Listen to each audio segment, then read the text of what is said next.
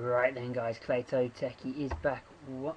Oops, don't know what's happened then. Clayto, there we go. Clayto Techie's back once again with another episode of the Golden Generation Challenge. Let's see how Wembley have got on in the past month. We left you with a nice 2-1 victory over Fulham. They then played at home to Manchester City, and this was never going to end well. They lost 2-0, Nasri and Barry scoring this dude in goal.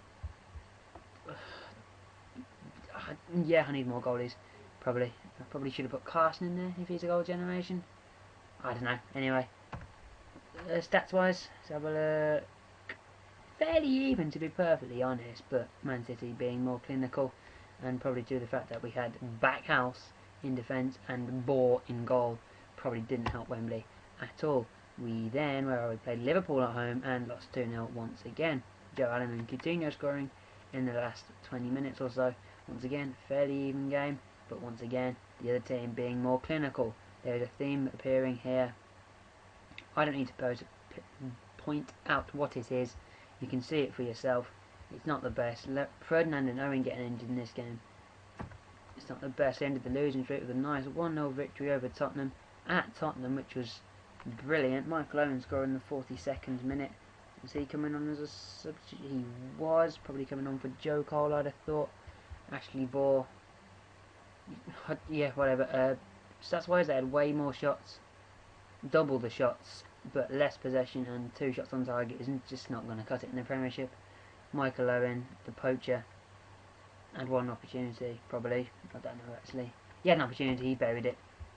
That's all you need.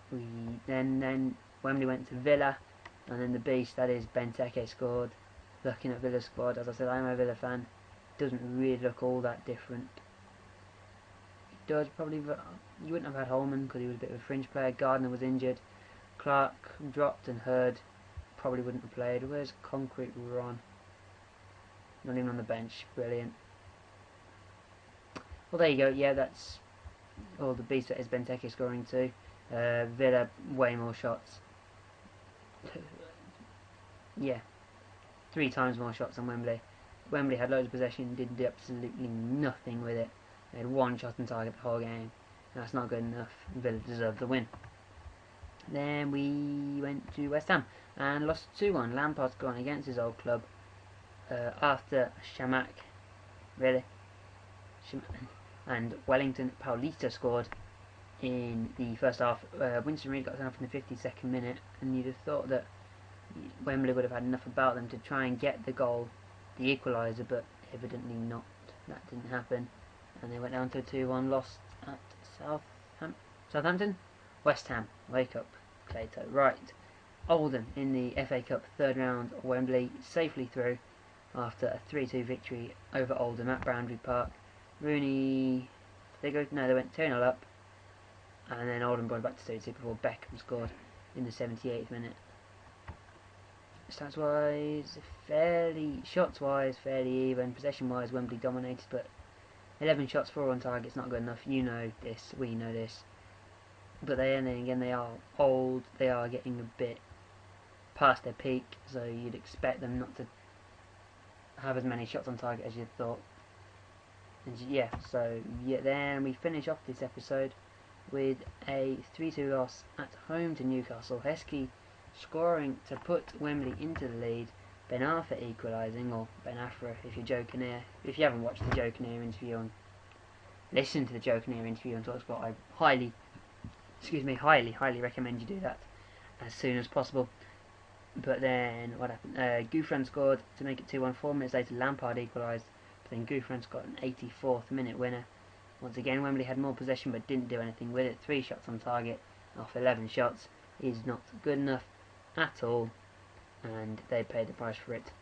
Once again, 3-2 loss in the next episode then, where we're the 13th, so we'll cover up to about then, which is Stoke United at home, United at home, Newcastle at home in the FA Cup 4th round, Swansea away, Chelsea away, Everton at home. If you look at the Premiership, that puts Wembley 15th. 6 points clear of the relegation zone. Southampton have really picked up their game after beating Wembley. They're now on 4, and Spain have just got a 5th in real life against Tahiti. That's David Villa. and they're getting absolutely mullered.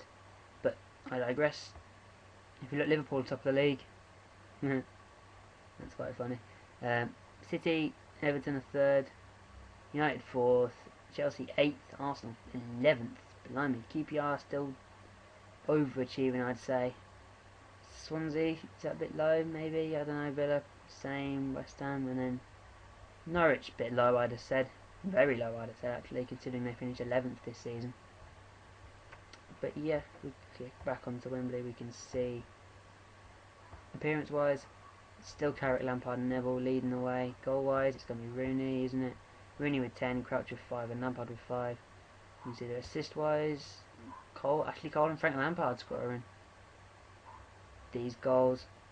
What I haven't done in a while is look at the England team to see how they're getting on in their qualifying for the World Cup. Not too bad. Played 4-1-4, only let in one. So they've only played in one game since we last checked, and that was against San Marino. Of course, they were going to win that. Next game is against Montenegro in Montenegro, and that was in March. So we've got a bit of a wait. It's 4 episodes. I want to download the new version of iTunes. Apologies if you heard that. My mother was just asking my father if she wants the new version of iTunes on their house computer. Anyway, so yeah, that'll be 4 episodes before England play Montenegro, and Ukraine away, Moldova at home, San Marino at home, Poland away. For Ukraine at home, is it looking okay at the moment? Ukraine looking the main challenges. So yeah, that's about it. Thanks for watching.